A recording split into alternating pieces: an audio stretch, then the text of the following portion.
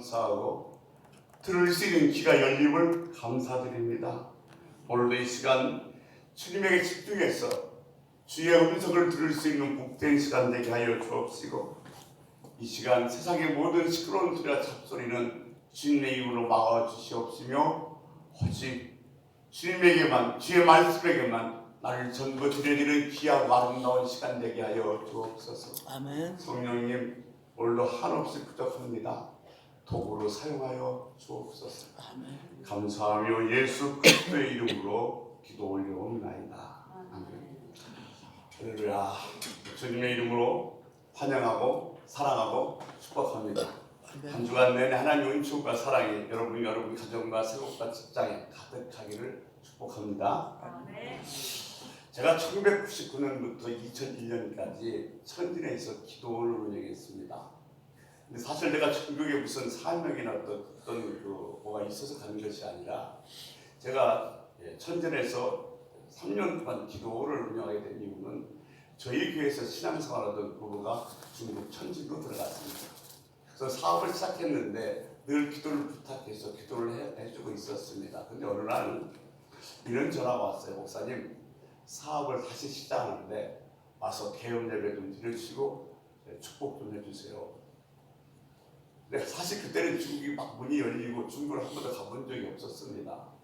약간 좀 두려운 생각도 들고, 또 뭐라고 비행기표를 끌어주는 것도 아닌데 갈 필요 있나 생각했는데, 자꾸 전화가 오기에 사업을 시작해서 비행기표를 별로 여유가 없는가 싶어서 저희들이 비행기표를 구입해서 천진에 갔습니다.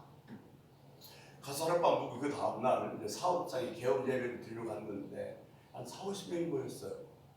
야, 사업 크게 시작하는 모양이다 싶어서 정말 열심히 하나님께 영광을 돌리며 예배를 드리고 축복했습니다.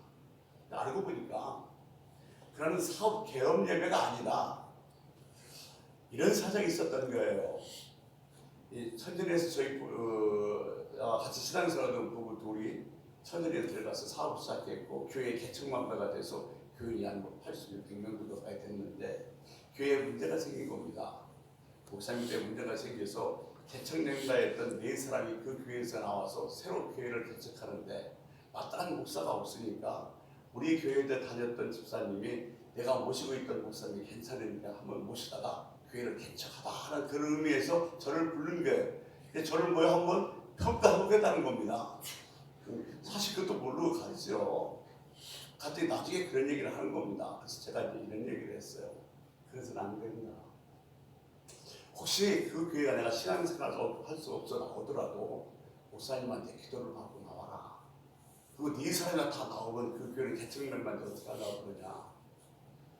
제가 이런 얘기를 제시했습니다. 거기 담임 목사도 만나서 한 달 후에 내가 와서 이교에 와서 부흥회를 인도해 주겠다. 그리고 그래도 그때까지 부흥회 끝난 다음에도 가고 싶은 마음 있는 사람들은 목사님의 기도를 받고 가고, 회개하는 사람 이겨나면서 더욱더 충성하고 교회를 발전시켜라, 이렇게 약속하고 제가 돌아왔습니다. 그리고 한 달 후에 다시 들어가서 4박 5일 동안 집회를 했습니다. 근데 집회하는 동안에 정말 하나님께서 많은 은혜와 기적들을 베풀어 주셨어요. 그 중에 하나 예를 들어보자면, 한국 유학생과 중국 유학생 둘이 만나서 결혼을 했습니다. 근데 한국 유학생은 교회를 다니니까 아내가 같이 한인 교회에 오는데 목사님의 설교는 한국말로 설교를 하니까 이 일본 부인은 한국말을 알아듣지 못합니다. 중간중간에 이 한국 남자가 중국어로 조금씩 토익도 해도 써주기도 했지만 말씀을 잘 못 알아들으니까 답답하기 짝이 없죠. 근데 둘째 날인가 제 설교를 하고 있는데 갑자기 퉁 그래요. 들린다는 겁니다. 통 들린대요. 그때까지는 한 번도 한국말을 들은 적도 알지도 못하는데 갑자기 한국말이 들려오기 시작한다는 거예요. 그 감격하면서 우는데 정말 주님의 은혜는 놀라웠습니다. 어떻게 그런 일이 일어날 수 있어요? 내가 보지 못했다고 해서 성령의 역사를 부정하거나 비판해서는 안 되는 줄로 생각합니다. 아멘. 그래서 저 집회를 다 끝내놓고 돌아오는데 그날 저녁에 권사님 한 분 오고 선교사 한 분이 저를 찾아왔습니다. 그러면서 이런 얘기를 합니다. 목사님, 중국에 딱 막혀있다가 이제 막 문이 열렸기 때문에 중국에 와 있던 선교사님들이 다 교회를 개척했습니다. 또 한국에서 많은 한인들이 들어와서 교회가 점점 더 이렇게 늘어나기 시작하고 교회 수가 늘어나기 시작하는데 자고만 나면 문제가 생겨서 교회가 깨지고 자고만 나면 문제가 생겨서 교회가 깨지고 또 다른 교회가 생기고 그러니 목사님이 한 달에 한 번씩 오셔서 일주일 동안 집회를 해서 그렇게 상처받았던 영혼들을 다시 위로하고 힘을 주어서 돌려보내는 그런 사역 좀 했으면 좋겠습니다. 제가 너희들이 돕겠습니다. 그래서 천전에다 이렇게 호텔에다가 독한을 얻어서 저희들이 기도원이 쌓기 시작했고 이미 종교 공안 당국과는 얘기가 됐습니다. 교포나 중국 사람은 절대 건드리지 않고 한인만 상대로 집회를 하면서 또한 저는 한국에서 이 이단에 대한 그런 어떤 소스를 제공하도록 이렇게 교환이 있었고 이제 집회를 시작하고 기도원을 시작했습니다. 낮에는 한 10명이나 12명 정도의 신약사를 가르쳤습니다. 한 달에 20만 원씩 자금을 주고 아는 기독교인이 운영하는 그 기업체에다가 이렇게 출입도 시키면서 일주일 동안 빠져서 낮에는 성경 신학 공부하고 밤에는 예배 참석하면서 훈련을 시켰습니다. 그런데 어떻게 알았는지 교포들이요 새까맣게 몰려오기 시작합니다. 말도 못해요. 근데 제가 이제 집회를 막 시작해서 설교를 했는데 1시간 50분, 한 2시간 정도 설교했습니다. 설교 끝나니까 오셨던 분이 뭐라고 얘기하냐면 설교를 2시간만 하면 어떡합니까? 그러세요. 그래서 아니 2시간만 하면 대체 얼마나 더 합니까? 그랬더니 그분이 하는 말이 최소한도 1시간 이상, 1시간 반씩 버스를 2번씩 갈아타고 기차를 타고 왔는데 오면서 정말로 무사히 예배 잘 드리고 돌아가 해달라고 기도했는데 2시간만 설교가 못해 가시네요. 참 그 어려운 가운데도 그들이 신앙을 지킬 수 있었던 그 이유가 바로 여기 있구나 그러면서 제가 정말로 은혜가 많이 됐어요. 제가 이 말씀을 왜 드리는 거 아니면 사실 저희 교회도 1시간씩 또는 1시간 반씩 버스 2번씩 갈아타고 또 전철 갈아타고 저희 교회에 오시는 분들이 계십니다. 그런데 그분들이 그렇게 어렵게 기도하면서 오늘 이 주일날 와서 정말 그들이 가슴 속에 무엇을 가지고 가는지 정말 위로는 받고 정말 힘을 얻고 뭔가 새로운 소망을 얻고 가는지 그렇지 않으면 그들의 가슴을 내가 답답하고 그 가슴을 시원케 해주지 못하고 있다면 얼마나 안타깝고 두려운 일입니다. 때로는 제가 너무도 무능하고 한심해서 정말로 잠이다가 기도하면서 머리를 찔 때가 한두 번이 아닙니다. 그래서 정말 열심히 하나님 말씀을 전할 수 있도록 기도해 주시기를 주의 이름으로 부탁을 드립니다. 여러분 패션 오브 크라이스트라는 영화 보셨습니까? 혹시 안 보셨으면 기회가 있으면 그 영화 한번 보시기 바랍니다. 첫 장면은 예수님께서 기도하는 장면으로 시작됩니다. 그리고 그 밑에 자막은 마태복음 20장 40절 말씀 예수님께서 이르시되 너는 나와 함께 1시간도 깨질 수 없느냐 그 말씀이 딱 뜨게 됩니다. 십자가를 지시던 예수님께서는 핏방울을 흘리면서 기도를 하셨습니다. 우리가 보통 기도하면 무슨 작정 기도 아니면 금식 기도 아니면 첫 번째 이런 것이 있습니다만 딱 크게 두고 나눌 수 있습니다. 보통 기도와 특별 기도입니다. 보통 기도는 일반적으로 하는 기도입니다. 주님의 생애를 한번 살펴보면 수면 위에는 기적이었고 수면 밑에는 기도였습니다. 주님은 기도와에 분리되지 않았습니다. 주님이 삶이 기도였고 기도가 주님의 삶이었습니다. 우리의 삶이 기도하는 삶이 되어야 될 줄 믿습니다. 우리의 삶이 공허한 이유는 내가 기도는 하지만 삶이 뒤따라오지 않기 때문에 그렇고 우리의 삶이 너무 천박하고 정말로 세속적인 이유는 기도가 없기 때문에 그렇습니다. 여러분 기도하십시오. 기도하는 것처럼 사십시오. 기도하는 만큼 사십시오. 기도하는 삶이 거룩하고 아름답고 단순해질 수 있는 겁니다. 또 하나 기도는 특별 기도입니다. 이것은 생명을 내에 걸고 하는 생명의 기도예요. 내가 정말로 어려운 질병이 닥쳤을 때에 내가 어떻게 할 수 없는 인생의 그 절망의 순간에 나의 생명을 걸고 하는 생명 기도, 이것이 특별 기도입니다. 주님께서 겟세마네에서 동산에서 기도하실 때는 일반적인 기도가 아니라 바로 이 특별 기도, 생명의 기도를 하신 겁니다. 왜냐하면 십자가가 너무 무거웠기 때문에 그렇습니다. 주님은 십자가 지는 것이 두렵거나 십자가에서 고통받는 것이 두려운 것이 아니라 주님께서는 아담 이후 온 인류의 죄를 다 대속해야 될 그 십자가를 지는 것이 너무 버겁고 힘들었기 때문에 주님은 겟세마네 동산에서 피땀 흘리는 기도를 아니할 수가 없었던 겁니다. 그래서 주님은 이 십자가를 지시기 전 자기 전부를 걸고 생명의 기도를 하셨던 겁니다. 오늘 보면 누가복음 22장 39절 말씀 보면 이렇게 기록되어 있습니다. 39절 같이 한번 보겠습니다. 같이 한번 읽습니다. 시작. 예수께서 나가사 습관을 따라 감람산에 가심에 제자들도 따라갔더니. 네. 여기서 우리가 주목할 단어는 두 단어입니다. 습관 그리고 제자라는 단어입니다. 여러분 앞서 말씀드린 것처럼 주님의 지금 기도는 뭐요? 습관입니다. 습관처럼 감람산에 올라갔다. 이게 보통 기도입니다. 그런데 습관이라는 말은 두 가지 뜻을 갖고 있습니다. 하나는 형식입니다. 틀이에요. 이게 주님의 삶에 이 기도가 뭐예요? 하나의 틀이 되어버렸다는 얘기입니다. 또 하나의 습관이라는 것은 삶의 일부분입니다. 주님은 기도의 삶의 일부분이었고 주님의 삶 자체가 기도였다는 얘기입니다. 그러니까 주님께서 이만큼 기도가 중요해서 주님이 삶으로 본을 보여주시었고 또 주님께서 주기도문을 가르쳐주는 말미암아 제자들에게 기도를 알게 해주셨습니다. 네 마음대로 내 생각대로 내 뜻대로 하는 기도가 진짜 기도가 아니다. 내가 가르쳐준 기도대로 하는 것이 진짜 기도라는 겁니다. 기도의 모델, 기도의 중요성을 주님께서 다시 한번 제자들에게 가르쳐주시는 것이죠. 예수님께서는요 새벽에 기도했고 밤이 맞도록 기도했습니다. 그리고 기적이 일어난 다음에도 수많은 사람들이 몰려져 있지만 그들을 다 흩으시고 홀로 산에 가서 기도를 하셨습니다.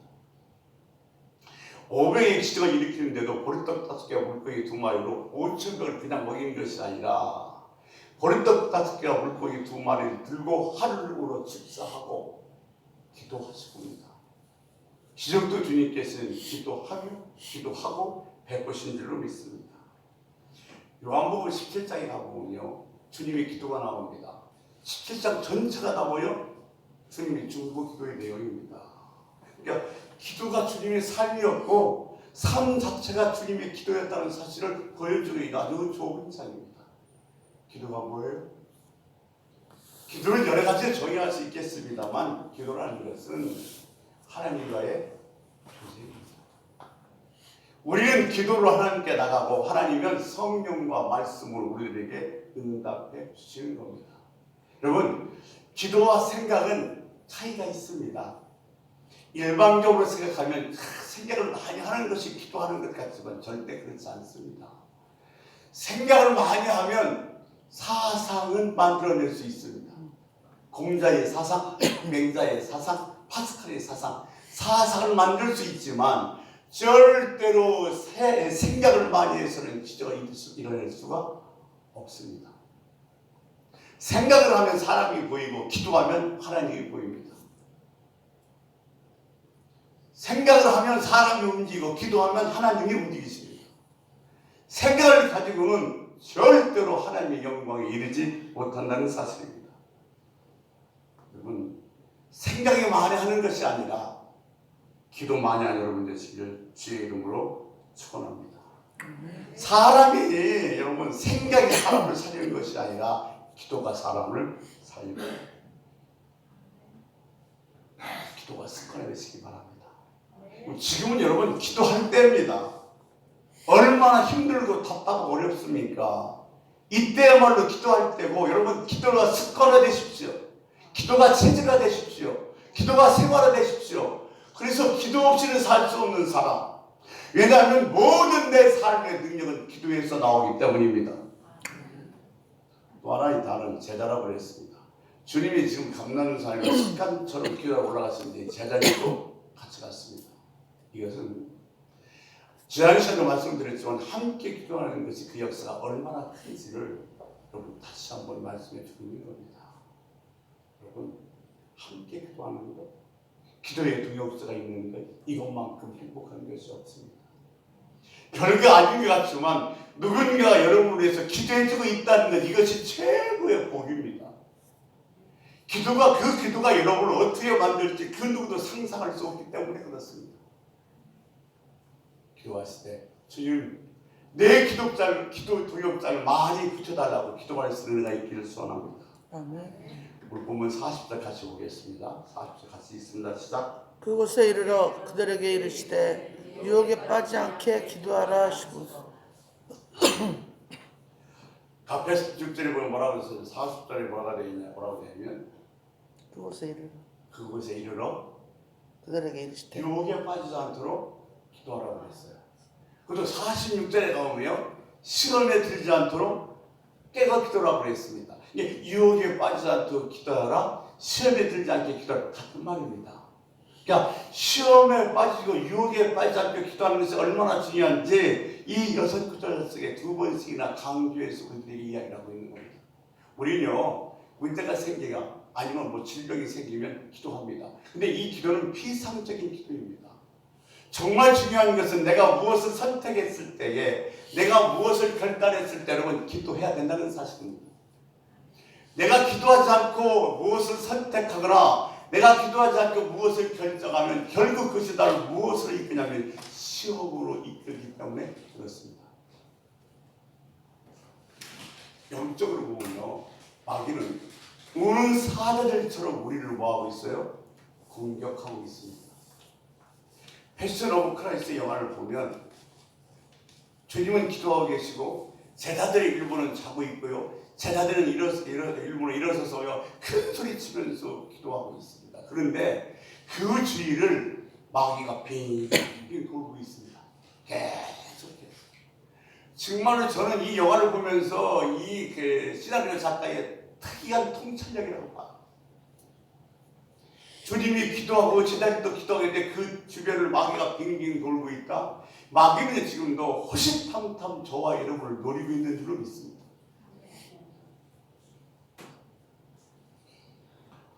예수님이 이 땅에 태어나기 전부터 마귀를 방해했습니다. 혈서를 통해서 2살 이하의 사나이는 다 죽이라고 명령했고, 예수님이 태어날 곳 없이 만들어서 마구간에서 태어나게 되셨죠. 주님이 공생을 시작했을 때는 마귀가 전면으로 그치게 됩니다. 마태복음 3장 16절 17절 말씀 보면 여러분 이런 말씀이 있어요. 뭐냐면 예수님께서 세례요한에게 세례를 받으시고 물에서 올라오시니 성령이 비둘기같이로 내려오고 하늘에 소리가 있어 가로되 내 사랑하는 자, 내 아들이요 내 기뻐하는 자로다 그랬습니다. 이것을 많은 신학자들은 뭐라고 얘기하냐면 메시아 대관시라고 얘기합니다.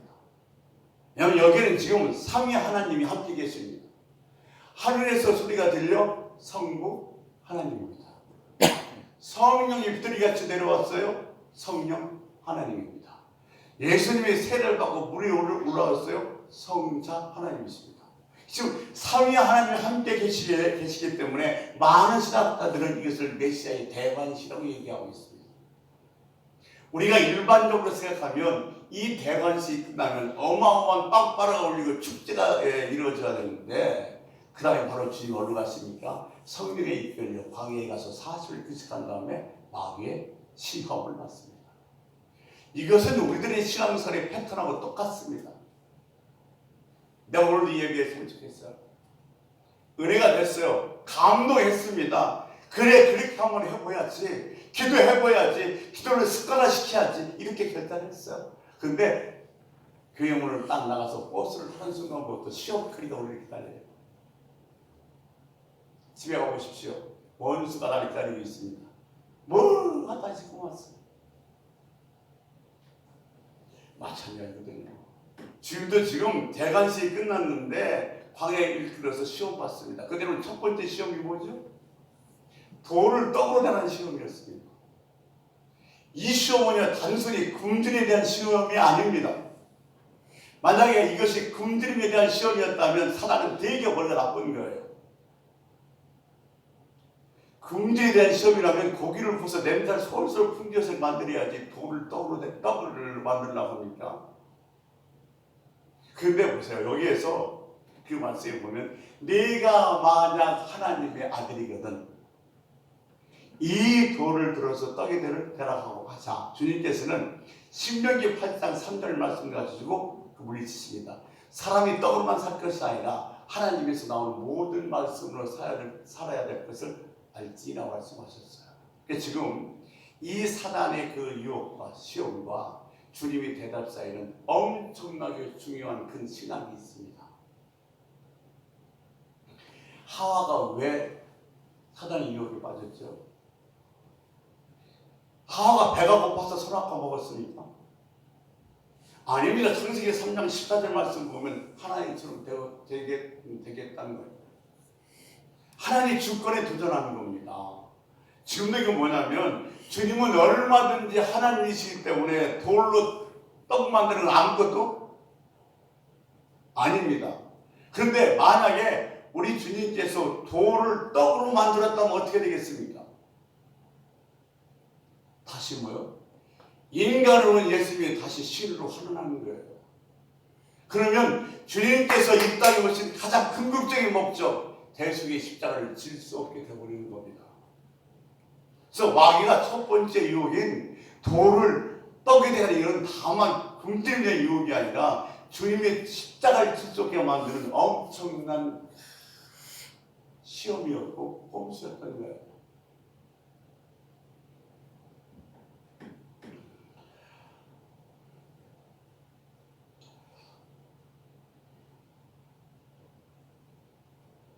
그뿐 아닙니다.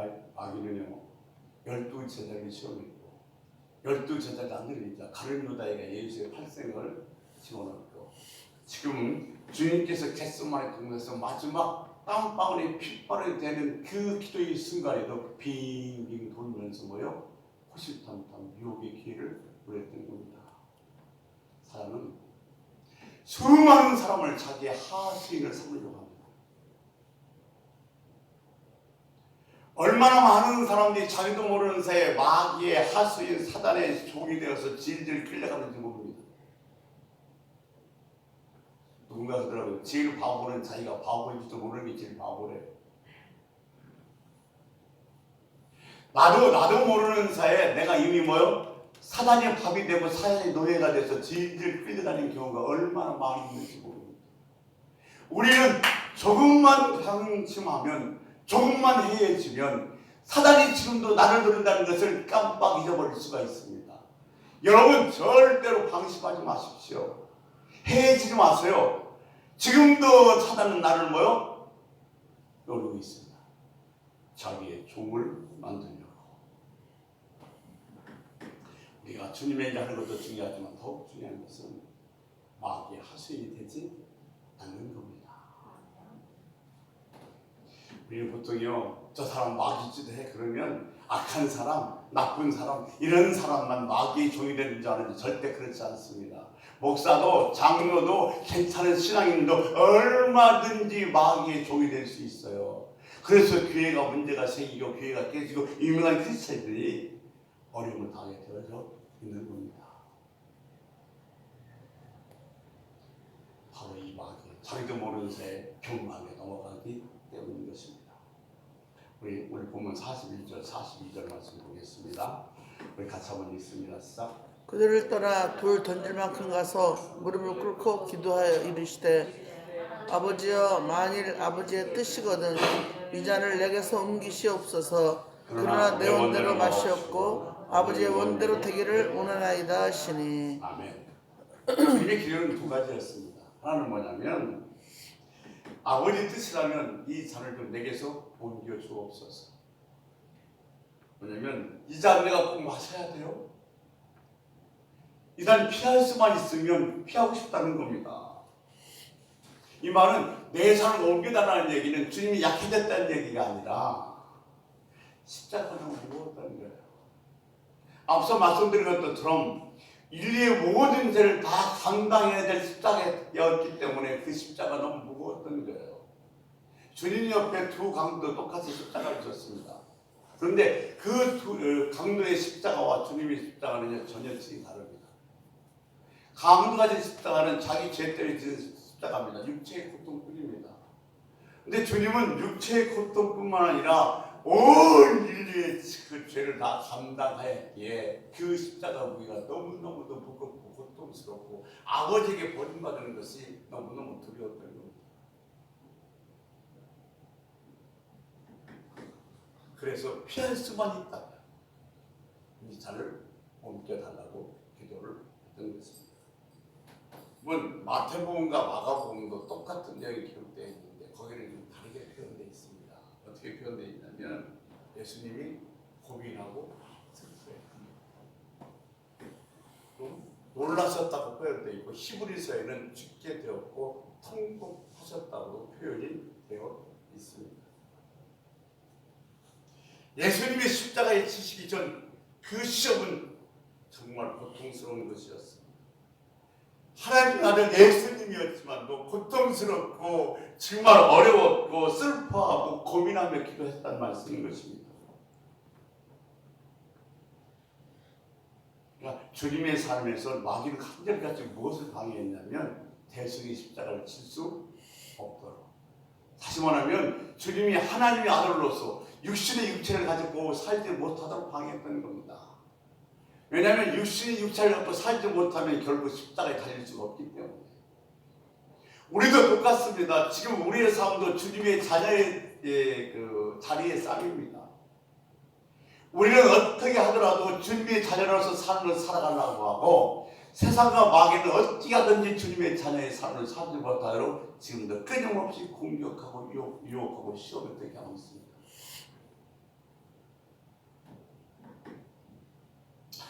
사단은 끊임없이 주님을 추적했는데 사단은 특기는 뭐냐면 눈에 안 보입니다. 눈에 안 보이지만 역사한다는 겁니다. 주님의 기도는 두 가지였습니다. 주님의 교회에 던진 사단의 시험은 두 가지였어요. 뭐냐면 네가 그리스도라면 십자가를 질 필요가 없다는 겁니다. 하나님은 전능하신 분인데 네가 왜 십자가를 져? 내가 십자가를 치지 않아도 그 모든 구원을 이루어줄 수 있어라는 유혹이었고, 또 하나의 유혹은 십자가를 아무나 주는 줄 아느냐?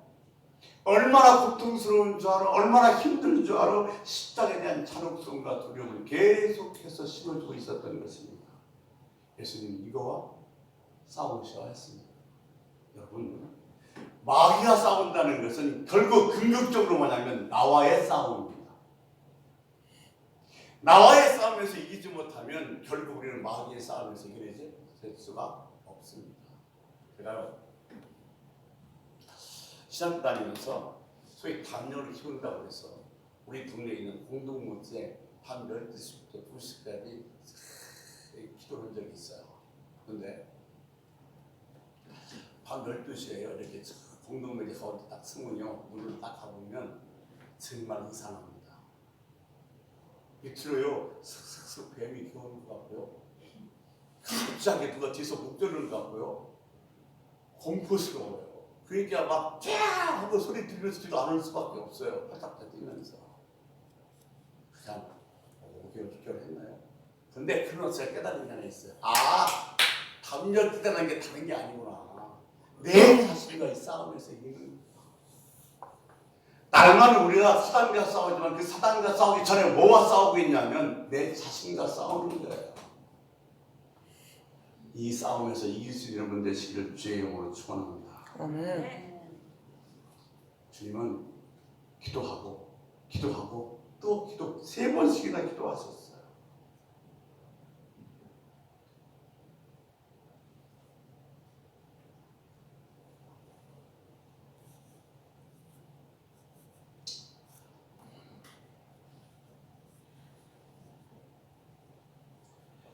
마귀의 최대 유혹은 주님을 십자가에 지지 못하도록 만드는 겁니다. 이 유혹을 이기는 최대의 무기는 뭐냐면 기도입니다.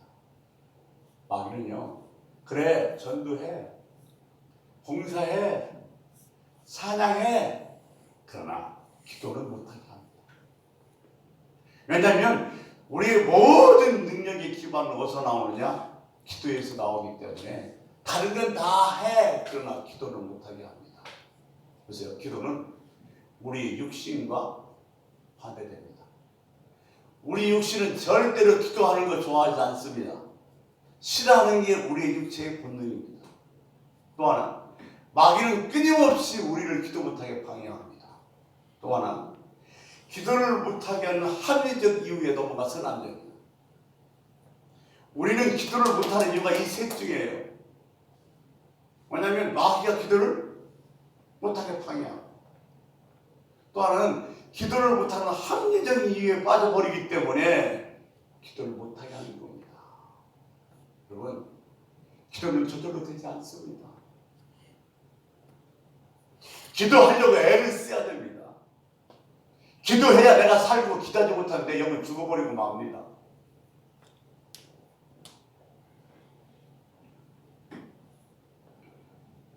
두 번째 주님의 기도는 내 원대로 마옵시고 아버지 원대로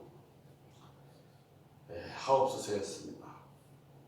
이 기도에서 우리 주님의 이렇게 만져주심을 느낄 수 있습니다. 주님은요, 성령으로 만져주시옵시고 말씀으로 만져주시고 고독과 외로움으로 우리를 만져주십니다. 강남에서 잘 나가는 의사 한 분이 병원을 접고서 몽골로 선교사를 간다고 했습니다. 그러자 제 아내 집사님도 신앙이 참 좋은데 펄쩍 뛰는 겁니다. 자기가 이 강남에서 병원이 이렇게 잘 되고 정말로 사모님 소리 들으면서 잘 먹고 잘 사는데 갔다 이가 접고서 몽골로 선교사를 간다고 그러니까 난리 칠 일 아닙니까? 그래서 하나님께 기도하기 시작해서 하나님, 저는 따라갈 수도 없고요. 따라가도 아무것도 할 수 없으니 제발 내 남편의 마음을 바꿔주셔서 선교사를 못 가게 해주세요. 매일 나와서 정말 작정하면서 하나님께 띵땅을 기도했습니다. 그런데 성령님께서 그의 마음을 만져주시니까 그냥 깜빡해서 남편이 선교사 가는 데 믿고 싫고 막 그랬는데 그런 마음이 없어지기 시작하면서 마음이 좀 더 부드럽게 잘 되기 시작합니다. 그 다음에 말씀으로 만져주시는데 너 두려워 말라. 너 놀라지 말라. 무서워 말라. 내가 너와 함께한다는 말씀으로 만져주시니까 이 아내 집사가 갑자기 막 마음이 변하기 시작했고 자기가 앞서서 선교사가 준비를 하고요. 자기가 가서 뭔가 봉사하라고 미용실도 배우기 시작합니다.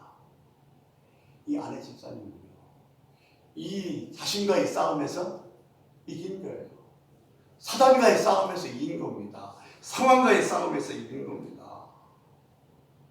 여러분, 날마다 나와 자신과의 싸움입니다. 기도도. 이길 수 있는 은혜가 있길 주의 축원합니다. 아멘. 오늘 43절 보니까 천사가 하늘로부터 예수께 나타나 힘을 더하더라.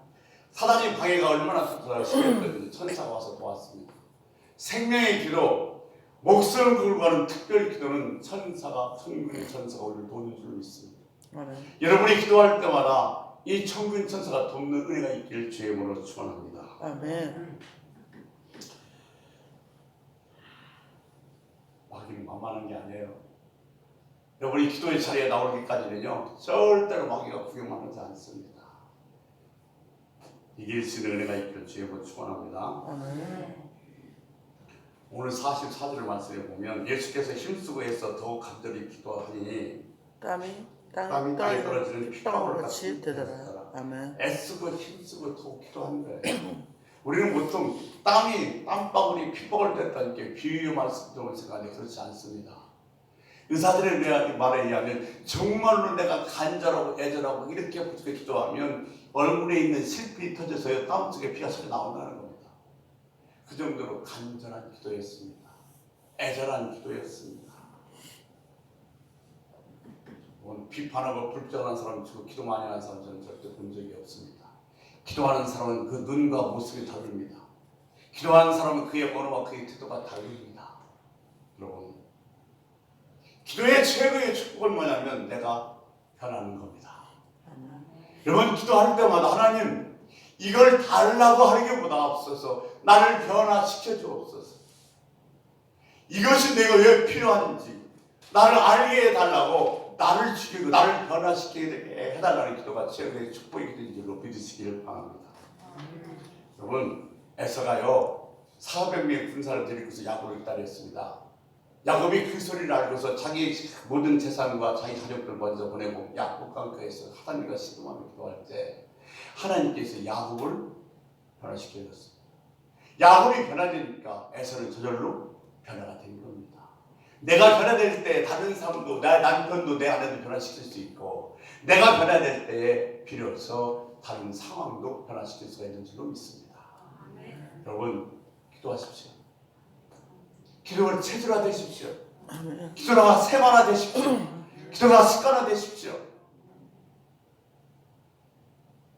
그런 여러분 되시길 주의 이름으로 축원합니다. 아멘. 기도하겠습니다. 주님, 날마다 사단은 우리를 기도 못하게 방해합니다. 내 자신과의 싸움에서 이길 수 있도록 도와주시옵시고, 합리적인 핑계에 빠지지 않고 그것을 이기면서 어떻게 하든지 기도의 자리가 나와 기도를 내 생활에 습성화시키는, 습관화시키는 그런 지혜의 백성들이 다 되게 하옵소서. 감사하며 예수님의 이름으로 기도 올리옵나이다.